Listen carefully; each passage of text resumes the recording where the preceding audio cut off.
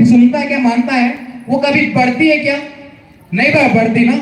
लेकिन जो प्रकृति होती है, जो हमारे पेड़ पौधे होते हैं, ये लगातार बढ़ते हैं।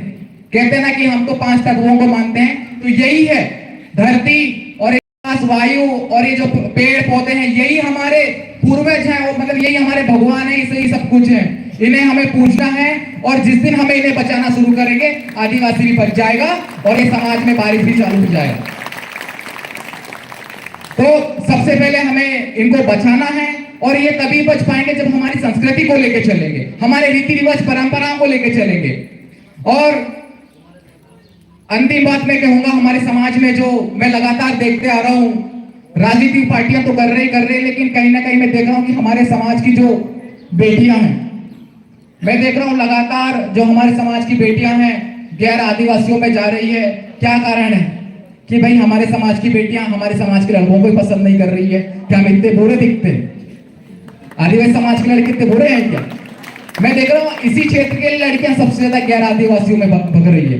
तो आपको समझना होगा कि ये लोग आपको चंद पैसों में बड़े बड़े गाड़ियां लेकर आपको खरीदने की कोशिश कर रहे हैं, आपको सिर्फ एक यूज कर रहे हैं। अगर आपको यकीन ना हो तो आप नीमावार की घटना और हमारे इधर बैतूल, चाहे होशंगाबाद, ऐसे बड़ी बड़ी घटनाओं भी आपको समझ जाइए, आपको सब समझ में आ जाएगा। आप सिर्फ चंद दिनों के उनके लिए मेहमान हैं।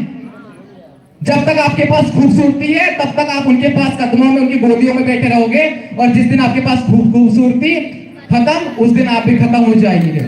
इसलिए आप समझिए, अपनी बेटियों को सही शिक्षा दीजिए, बच कर रहिए ऐसे दलालों से जो आपके पैसों और बड़ी बड़ी गाड़ियों में पीछे बिठाने के है ना, शौक पाल के आपको बेचने का काम कर रहे हैं। और हमारे जो समाज की बेटियां होती है, बड़ी भोली भाली होती है कि वो छोटे से जो आजकल जो खाने पीने की चीजों में, छोटे छोटे लालच में चली जाती है, और हमारे समाज को बेचने काम करती है, और हमारे समाज का कहीं ना कहीं एक बहुत बड़ा दुरुपयोग होता है। और संविधान यही कहता है कि हमारे, अभी मैं देख रहा हूं ऐसे कई क्षेत्र हैं जहां आप देखोगे कि बड़े बड़े लोग हैं जो हमारे समाज की बेटियों को लेकर गए, उनके नाम पे जमीनें खरीद रहे हैं और उनके नाम पे चुनाव लड़ रहे हैं। तो क्यों लड़ रहे हैं?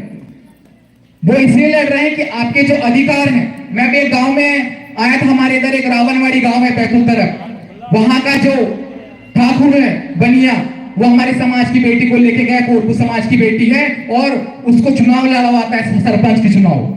और जब हरिजन या ओबीसी वालों की जब आती है तो खुद चुनाव लड़ता है, एसटी की सीट आती तो अपनी बीबी को लड़वाता है। तो जीत भी वही, पट भी वही। और यही उदाहरण आपको हमारे क्षेत्र में मखड़ई में भी देखने को मिलेगा। कहां पर? मखड़ई में एक राजा बैठा है बीजेपी, तो एक बैठा है कांग्रेस से।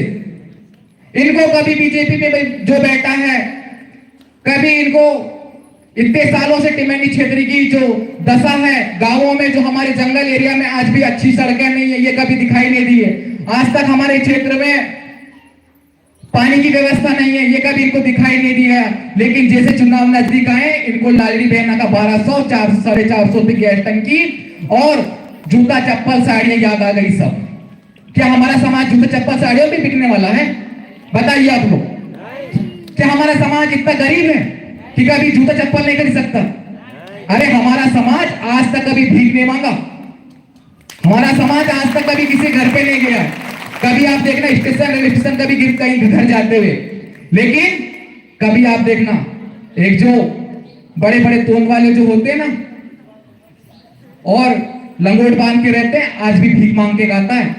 हमारे पैसों से, हमारे इस अन्न से, जो हमारी जो धरती से उगाई हुई जो मेहनत पसीने की कमाई, वो बैठ के खाता है। आप बंद करिए ऐसे लोगों को दान दक्षिणा देना। अगर आपको दान देना ही है तो उन लोगों के दिए जो विकलांग बैठे हैं, जिनका कोई घर परिवार पे नहीं है, जो हमारे समाज में किसी का कोई है नहीं है, और ऐसी जो हमारी बेटियां हैं जिनके मम्मी पापा नहीं है, उनकी मदद कीजिए। आपको पुण्य मिलेगा और भगवान भी खुश होगा।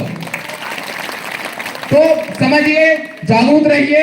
कहने को तो बहुत कुछ है, हमारे बीच में और भी अतिथि हैं, और बड़ी खुशी की बात है कि आज सोडलपुर में पहली बार एक कार्यक्रम देखने को मिल रहा है। मैं तो जब भी जाता हूँ टिमैनी से, तो मुझे लगता है कि हमारा समाज यहाँ पर नहीं है, लेकिन आज मैं जान गया हूँ कि आज पीली क्रांति सोडलपुर के भी अंदर है। हमारे बड़े भाई पूर्वज, हमारे जो आदरणीय सम्मानी लोग इस गांव में भी निवास करते हैं, और मैं कभी किसी मुसीबत में रहूंगा